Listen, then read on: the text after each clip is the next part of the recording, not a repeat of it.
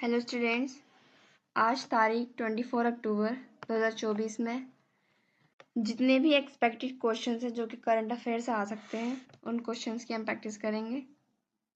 हमारा first question है, प्रतिवर्ष संयुक्त राष्ट्र दिवस कब मनाया जाता है?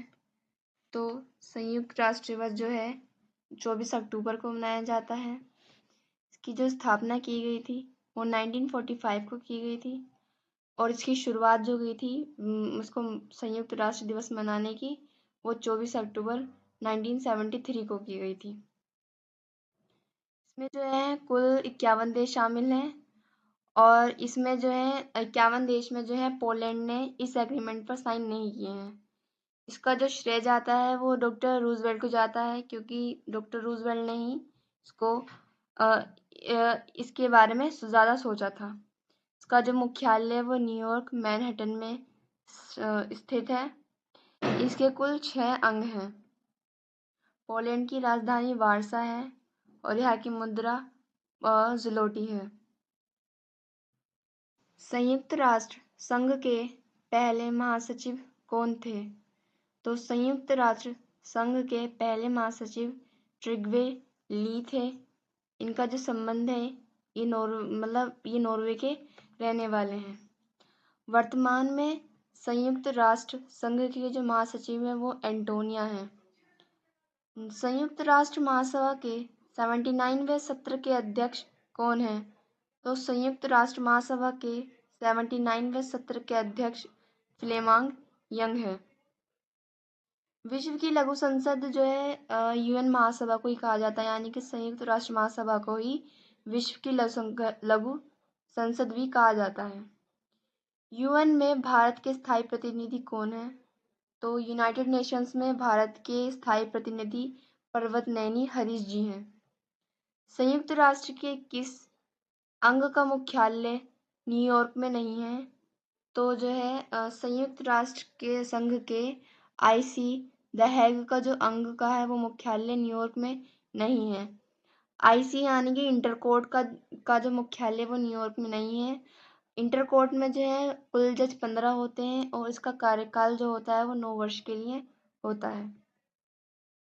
नेक्स्ट क्वेश्चन है, चर्चा में रहे करतारपुर कॉरिडोर का संबंध किससे है? तो करतारपुर कॉरिडोर जो है ये जो है सिखों धर्म से संबंधित बहुत बड़ा पवित्र स्थल है।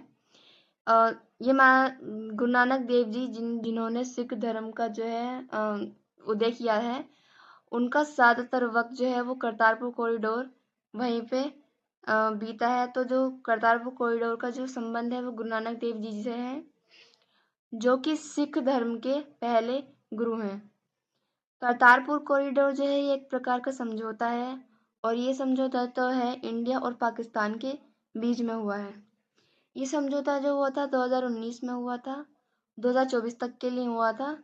इसकी जो 2024 में करतारपुर कॉरिडोर की समाप्ति हो गई है, मगर आगे को देखते हुए मतलब करतारपुर कॉरिडोर की जो है का महत्व जानते हुए जो है ये समझौता तो है यह और 5 साल के लिए बढ़ चुका है। यह अब 2024 से 2029 तक चलेगा। करतारपुर कॉरिडोर में जो है वे भारतीय जा सकते, क्योंकि पाकिस्तान जो है वो अलग देश है भारत से और वहाँ जाने के लिए भारतीयों के लिए वीज़ा जो होती है बहुत ज़्यादा ज़रूरी होती है। तो और करतारपुर कॉरिडोर की जो महत्व को समझते हुए भारतीयों के लिए इस समझौते में भारतीयों के लिए जो कि वहाँ जाना चाहते हैं, जिनको वहाँ पर आस्था है, वो बिना वीज़ा के भी जा सकते हैं। सिख धर्म के अंतिम और 10वें गुरु गोविंद सिंह जी थे और खालसा पंथ की जो स्थापना हुई थी वो 1699 में हुई थी। सिंधु जल समझौता जो था कब हुआ था? तो सिंधु जल समझौता जो था 1960 में हुआ था। ये जो समझौता करवाया था सिंधु जल समझौता, ये विश्व बैंक ने इंडिया और पाकिस्तान के बीच में करवाया था। भारत और किस देश के मध्य गश्ती समझौता हुआ? तो भारत और चाइना के मध्य जो है गश्ती समझौता हुआ है। इस समझौते के मुताबिक जो है चाइना के सैनिक और भारत के सैनिक यानी दोनों ही देशों के सैनिक जो हैं एक पॉइंट पर जो है गश्त लगा सकते हैं। और ये जो बिंदु है ये हमारा LAC है, line of actual control. Line of actual control के पास जो जगह स्थित है, एक है देवसाग, दूसरी है डेमचोक। इन दोनों ही जगहों पर जो है ये इन दोनों ही जगहों के लिए समझौता हुआ है। और इस समझौते के अनुसार जो भारत और चीन दोनों के ही सैनिक जो हैं देवसाग और डेमचोक पर गश्ती लगा सकते हैं। 3 बीघा कॉरिडोर समझौता किसके मध्य हुआ? तो 3 बीघा कॉरिडोर समझौता जो है बांग्लादेश और भारत के बीच में हुआ। और इस कॉरिडोर समझौतों को लेकर जो है भारत में 100वां संविधान संशोधन जो हुआ था। हाल ही में भारत ने कहाँ पर रुपे कार्ड लॉन्च किया? तो भारत ने हाल ही में मालदीव्स में जो है रुपे कार्ड लॉन्च किया है। मालदीव के जो प्रेसिडेंट है वो मोहम्मद सोली हैं। यहाँ की राजधानी माले है। यहाँ की मुद्रा रुपया है, मालदीवीय रुपया। नेक्स्ट क्वेश्चन है, भारत का नवीनतम बंदरगाह गैलेथिया का mega international container transshipment port कहाँ स्थापित किया जाएगा? तो mega international container transshipment port जो है वह ग्रेट निकोबार द्वीप में गैलेथिया खाड़ी पर स्थित स्थापित किया जाएगा। यह भारत का 13वां सबसे बड़ा mega international container transshipment port होगा। और इसको जो है ये ICTP यानी कि इंटरनेशनल कंटेनर ट्रांसशिपमेंट पोर्ट का नवीनतम 13वां बंदरगाह है। जो इससे पहले बंदरगाह था 12वां, वो हमारा कामराज पोर्ट था। ये जो है हमारा ये मेगा इंटरनेशनल कंटेनर ट्रांसशिपमेंट जो है ये जो है इंटरनेशनल व्यापार मार्ग पर स्थित है, यहाँ पर स्थापित किया जाएगा। क्योंकि अगर ये जो स्थापित होगा mega international container transshipment international व्यापार मार्ग पर, इससे भारत को बहुत ज़्यादा फायदा मिलेगा क्योंकि ये रास्ते पे है इंटरनेशनल व्यापार मार्ग के। 10 डिग्री चैनल किस किस को अलग करता है? तो 10 डिग्री चैनल जो है अंडमान निकोबार को अलग करता है। यहाँ अंडमान निकोबार के बीच में 10 डिग्री चैनल आता है। जारवा सेंटिलिज शेपेन जनजाति कहाँ पाई जाती है? तो जारवा सेंटिलिज शेपेन आदि जनजातियां जो है अंडमान निकोबार में पाई जाती हैं। अंडमान निकोबार किस हाई कोर्ट के अधीन आता है? तो अंडमान निकोबार हाई कोर्ट कलकत्ता के अधीन आता है। भारत का दक्षिणतम बिंदु कौन सा है? तो भारत का दक्षिणतम बिंदु इंदिरा पॉइंट या मैगेलियव पॉइंट है। ये जो है ग्रेट निकोबार पर स्थित है। नेक्स्ट क्वेश्चन है, चौथी परमाणु पनडुब्बी अरिदमन S4 कहाँ लॉन्च हुई? तो चौथी परमाणु पनडुब्बी अरिदमन हमारी विशाखापट्टनम में लॉन्च हुई है। अगर ये स्वदेशी के रूप में कहा जाए तो ये दूसरी या तीसरी होगी, मगर एक सिर्फ ये परमाणु पनडुब्बी का नाम आया है तो ये हमारी चौथी हुई है। और जो इससे पहले की हमारी 3 परमाणु पनडुब्बी है वो पहली है हमारी INS चक्र, जो कि रूस से ट्रांसपोर्ट की गई थी और उसका नाम बदल के हमारे इंडियन नाम रखा गया INS चक्र। दूसरी पनडुब्बी थी हमारी INS अरिहंत, जो कि भारत की पहली स्वदेशी परमाणु पनडुब्बी है। फिर तीसरी थी हमारी INS अरिघात, ये हमारे भारत देश की दूसरी स्वदेशी परमाणु पनडुब्बी है। नवीनतम डीजल संचालित पनडुब्बी जो है भारत की वो INS बागशीर है। भारत का पहला सर्वेक्षण जहाज कौन सा है? तो भारत का पहला सर्वेक्षण जहाज जो है INS संध्यांक है। भारत का दूसरा सर्वेक्षण जहाज हमारा INS निर्देशक है। परमाणु बम के जनक कौन है? तो परमाणु बम के जनक जो है ओपनहाइमर हैं। अभी ओपनहाइमर पे मूवी बनी थी जिसको ऑस्कर मिला है। पिंच ब्लेड किसका अयस्क है? तो पिंच ब्लेड जो है ये यूरेनियम का अयस्क है। जैसे कि लोहे के अयस्क थे, हमने अभी पीछे पढ़ा था हेमेटाइट और मैग्नेटाइट, वैसे ही यूरेनियम का जो अयस्क है वो हमारा पिंच ब्लेड है। ये परमाणु ईंधन के रूप में काम करता है। U-235। जादूगोड़ा की खान कहाँ स्थित है? तो जादूगोड़ा की खान जो है झारखंड में स्थित है और इसमें जो है यूरेनियम जो है अच्छी खासी मात्रा में प्राप्त हो जाता है। नेक्स्ट क्वेश्चन है, एशियाई विकास बैंक का 69वां सदस्य कौन बना? तो एशियाई विकास बैंक का 69वां सदस्य जो है इजराइल बन चुका है। एशियाई विकास बैंक की स्थापना जो है 19 दिसंबर को हुई थी। इसका मुख्यालय मनीला फिलीपींस में है। इसमें कुल 69 सदस्य हैं। इसमें पहले तक 68 थे, अब नया सदस्य इजराइल जो है जुड़ चुका है। और इसके जो उपाध्यक्ष हैं जो कि भारतीय हैं, वो पहले मतलब उपाध्यक्ष जो हैं वो भारतीय हैं, वो है हमारे अशोक लवासा। इजराइल के प्रधानमंत्री जो है बेंजामिन नेतन्याहू हैं। इजराइल की संसद जो है निसेट है और इजराइल की मुद्रा जो है न्यू शेकेल है। न्यू डेवलपमेंट बैंक का नवीनतम सदस्य कौन सा देश है? तो न्यू डेवलपमेंट बैंक का नवीनतम सदस्य जो है अल्जीरिया बन चुका है। शंघाई सहयोग संगठन का नवीनतम देश कौन सा है? तो शंघाई सहयोग संगठन का नवीनतम देश जो है बेलारूस बन गया है। ब्रिक्स के नवीनतम सदस्य देश कौन से हैं? तो ब्रिक्स के जो है अभी तक इसमें सिर्फ 5 थे ब्रिक्स में, ब्राज़ील, रशिया, इंडिया, चाइना, और अब इसमें जो है 5 और अन्य देश जो है शामिल हो चुके हैं। वो 5 देश हैं ईरान, सऊदी अरेबिया, यूएई, मिस्र और इथोपिया। इसमें जो है अर्जेंटीना ने जो है ब्रिक्स का सदस्य बनने से इनकार मना कर दिया है। उन्होंने इस पे साइन करने से मना कर दिया है। तो खाली अब सिर्फ 5 देश जो हैं ब्रिक्स में शामिल होंगे। अंतर्राष्ट्रीय मुद्रा कोष के नवीनतम देश कौन से हैं? तो अंतर्राष्ट्रीय मुद्रा कोष का नवीनतम देश जो है एंडोरा बन चुका है। नेक्स्ट क्वेश्चन है,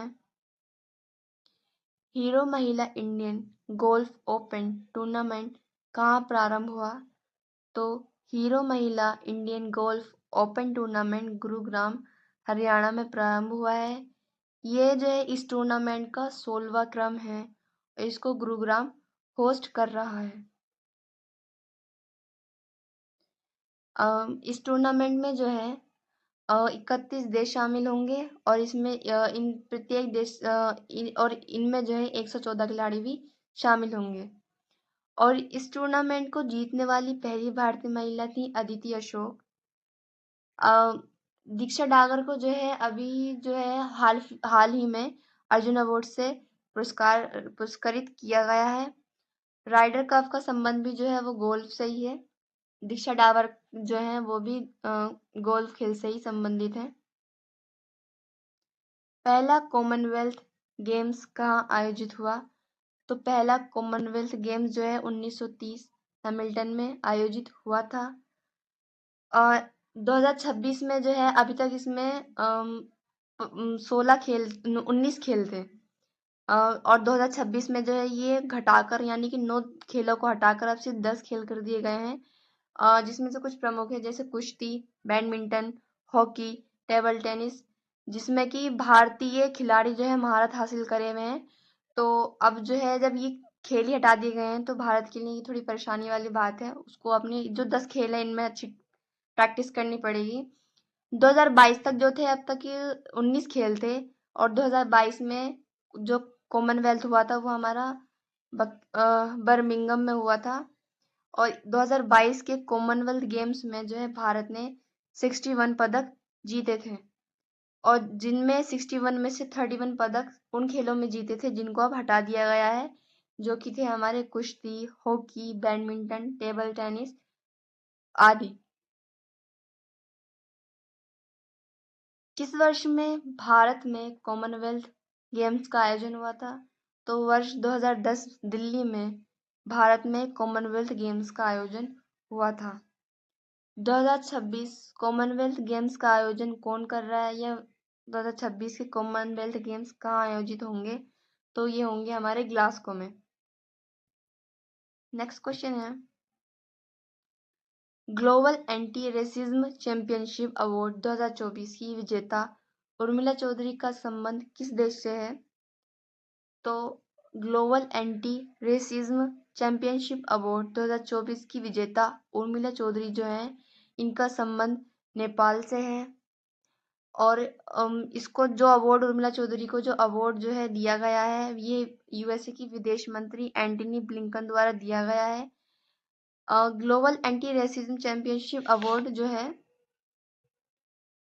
क्योंकि उन्होंने कामलाली प्रथा को समाप्त किया। कामलाली प्रथा जो है ये बंधुआ प्रथा होती है। इसमें जो होता है जैसे कोई पिता जो है, अगर वो मजदूरी कर रहा है किसी जमींदार के यहाँ पर, तो फिर उसकी बेटा, उसकी बेटी या उसके भी बेटा और बेटी जो है वो उसके यहाँ पर ही मजदूरी करेंगे। तो ये बंधुआ मजदूरी होती है, या इसको कह सकते हो कामलारी प्रथा। तो कामलारी प्रथा को समाप्त करने के लिए उर्मिला चौधरी को जो है global anti racism championship award से सम्मानित किया गया है। नेपाल के प्रधानमंत्री केपी शर्मा ओली हैं। नेपाल की राजधानी काठमांडू है। नेपाल की मुद्रा नेपाली रुपया है। और भारत के संविधान में भी मानव अंगों का व्यापार, बंधुआ मजदूरी, बलात् मजदूरी, इसको जो बैन किया गया है वो अनुच्छेद आर्टिकल 23 में किया गया है। अनुच्छेद 23 में किया गया है बैन। अंतर्राष्ट्रीय बुकर पुरस्कार किसको मिला? तो अंतर्राष्ट्रीय बुकर पुरस्कार जेनी एर्पेनबेक को मिला। प्रिज़्कर अवार्ड जो है किसको मिला? तो प्रिज़्कर अवार्ड जो है रिकेन यामामोटा को मिला। यामामोटा, ये जो प्रिज़्कर अवार्ड है इसका संबंध वास्तुकला से है। ग्रैमी अवार्ड अभी की फिलहाल में किसको मिला है? तो ये मिला है शक्ति फ्यूजन बैंड को। ये भारतीय बैंड है। इसमें जाकिर हुसैन जो है बहुत फेमस तबला वादक, उनका सहयोग है। और ग्रैमी अवार्ड का जो संबंध है वो संगीत, म्यूजिक से है। 17वें राष्ट्रीय फिल्म पुरस्कार में बेस्ट फीचर फिल्म का अवार्ड किसे मिला? तो 17वें राष्ट्रीय फिल्म पुरस्कार में बेस्ट फीचर फिल्म का अवार्ड अट्टम को मिला है। और हिंदी फिल्म में जो पुरस्कार मिला है वो गुलमोहर को मिला है। नेक्स्ट क्वेश्चन है, कर्मचारी चयन आयोग या एसएससी का प्रमुख किसे नियुक्त किया गया? तो कर्मचारी चयन आयोग का प्रमुख जो है एस गोपाल कृष्णन को नियुक्त किया गया है।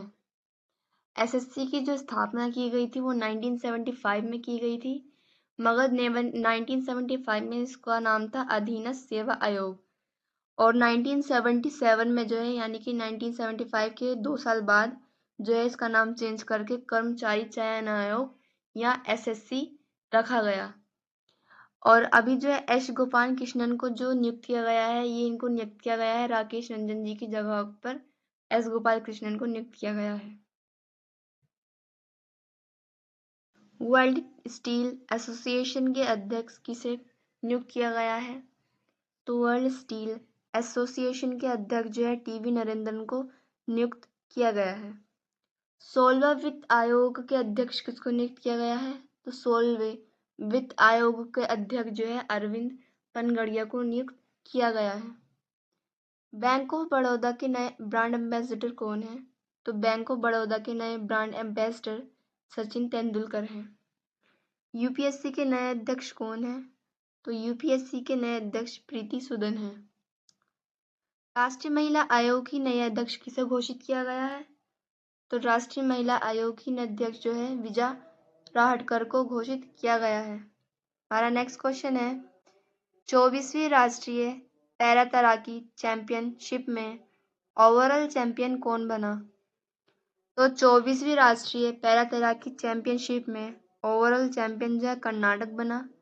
और ये जो चैंपियनशिप हुई है ये 24वें क्रम में हुई है, और इसको जो है पणजी गोवा ने होस्ट किया है। और जो दूसरा स्थान पैरा तैराकी चैंपियनशिप ओवरऑल में प्राप्त किया है वो क्या है? महाराष्ट्र ने। पहला पैरा ओलंपिक कब खेला गया था? तो पहला पैरा ओलंपिक जो है 1960 में खेला गया था रोम, इटली के अंदर। और जो है इसको जो रोम, इटली को जो है फादर ऑफ पैरा ओलंपिक्स का भी खिताब मिला हुआ है। पैरा ओलंपिक खेल 2024 में भारत ने कितने स्वर्ण पदक जीते? तो पैरा ओलंपिक 2024 में जो है भारत ने 7 स्वर्ण पदक जीते और कुल पदक जो जीते हम भारत ने वो 29 जीते। कर्नाटक के प्रमुख लोक नृत्य कौन से हैं? तो कर्नाटक के प्रमुख लोक नृत्य हैं यक्षगान, डोलू, कुनीथा, बोलक आदि जो है कर्नाटक के प्रमुख लोक नृत्य हैं। और कर्नाटक के प्रमुख राष्ट्रीय उद्यान है बांदीपुर राष्ट्रीय उद्यान, नागरहोल राष्ट्रीय उद्यान, अंशी राष्ट्रीय उद्यान, बनकेर राष्ट्रीय उद्यान और गट्टी राष्ट्रीय उद्यान जो ये आदि जो है कर्नाटक के प्रमुख राष्ट्रीय उद्यान हैं। नेक्स्ट क्वेश्चन है, शिक्षकों के लिए एआई संचालित डिजिटल सहायक किसने लॉन्च किया? तो शिक्षकों के लिए एआई संचालित डिजिटल सहायक जो है कर्नाटक ने लॉन्च किया है। ये एक एआई बेस्ड डिजिटल सहायक है। का उद्देश्य जो है शिक्षक की सहायता करना है और शिक्षक को प्रशिक्षण देना है। भारत का पहला एआई शिक्षक कौन है? तो वो है हमारा आयुष, जो कि केरला ने लॉन्च किया है। भारत की पहली एआई फिल्म कौन सी है? तो भारत की पहली एआई फिल्म ईरा है। विश्व का पहला एआई राजदूत किसने दिया? तो विश्व का पहला एआई राजदूत जो विक्टोरिया है और ये जो है यूक्रेन ने दिया है। विश्व का पहला रोबोट जिसे नागरिकता प्रदान की गई? तो विश्व का पहला रोबोट जो है सोफिया बन चुकी है जिसे नागरिकता प्रदान की गई है और सोफिया को जो है सऊदी अरब ने अपने देश की नागरिकता प्रदान कर दी है। नागरिकता प्रदान करने का मतलब ये है कि वो अब अन्य नागरिकों की तरह हर एक जिसमें नागरिकों को सुविधाएं हैं या नागरिकों को जो उनके रूल्स रेगुलेशन है वो सोफिया भी करेगी। अब वो उसको भी एक नागरिकता की उपलब्धि दे दी गई है। स्टूडेंट्स, आज की क्लास हम यही ख़त्म करते हैं। नेक्स्ट क्लास में हम और करंट अफेयर्स की क्लास के पढ़ेंगे। तब तक के लिए thank you. Thanks for watching and subscribe the channel.